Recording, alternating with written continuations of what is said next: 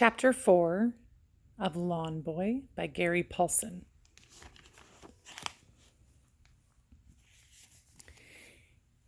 Capital growth coupled with the principles of production expansion. So we see a couple key words: growth, expansion. And so his business is going to grow. I guess you'd say that I'm a pretty normal boy, intelligence-wise. I mean, it's true that my parents are very smart people.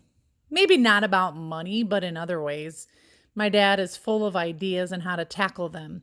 He even understands Einstein. My mother can do amazingly complicated math in her head. I'm not like that. Now, I can read and learn things. I go to a regular school in Eden Prairie, and I get good grades. Maybe good is too strong a word. I get all right grades.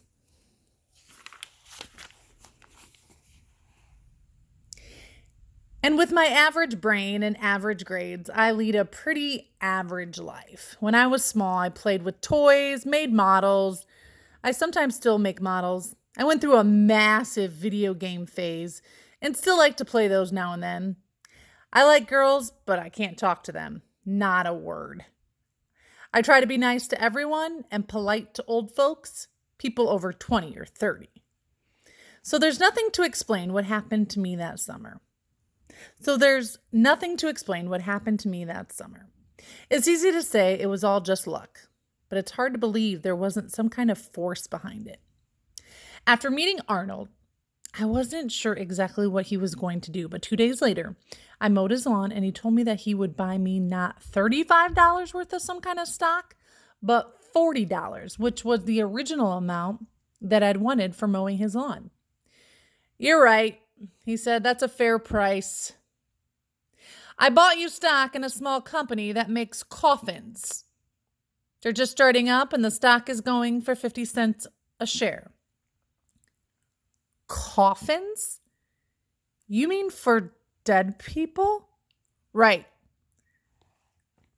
But I don't want any coffins. You're not going to get any. You're going to get 80 shares of stock in a company called the Memorial Wooden Container Corporation. Well, good, because a coffin?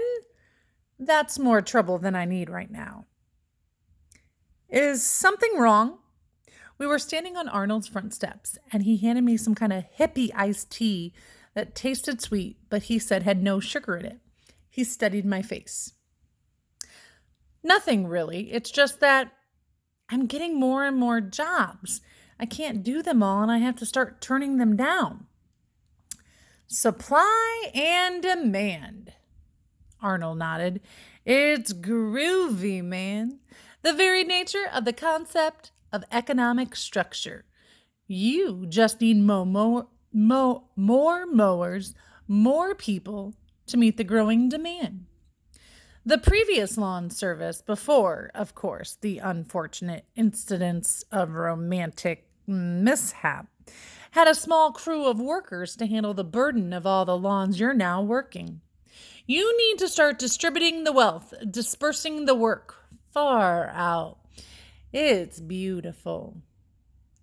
Well, it might be beautiful, but I can't do it. I don't know anybody.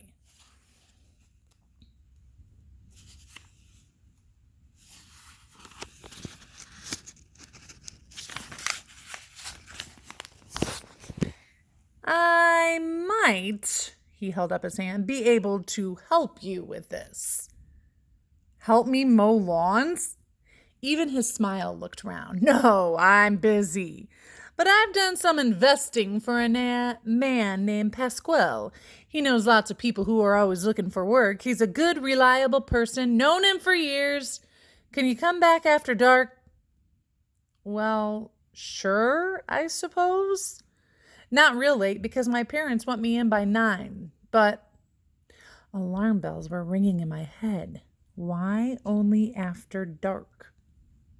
Pasquale looks after his kids during the day. When his wife comes home from her job, then he goes to work.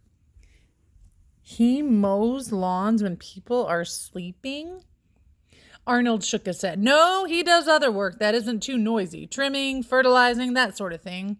Quiet things that won't wake the neighborhood. In the dark? He wears a headlamp.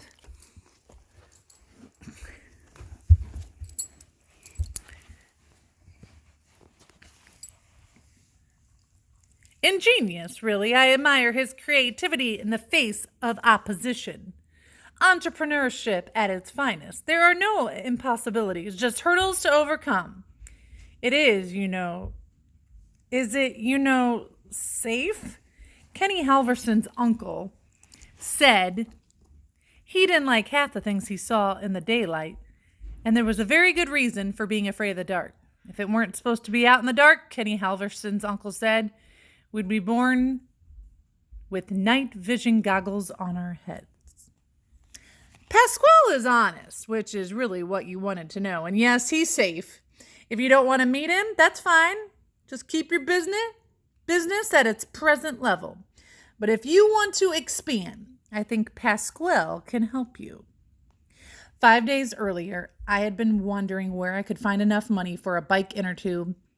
And now I was considering how I could expand my business to distribute work and disperse wealth.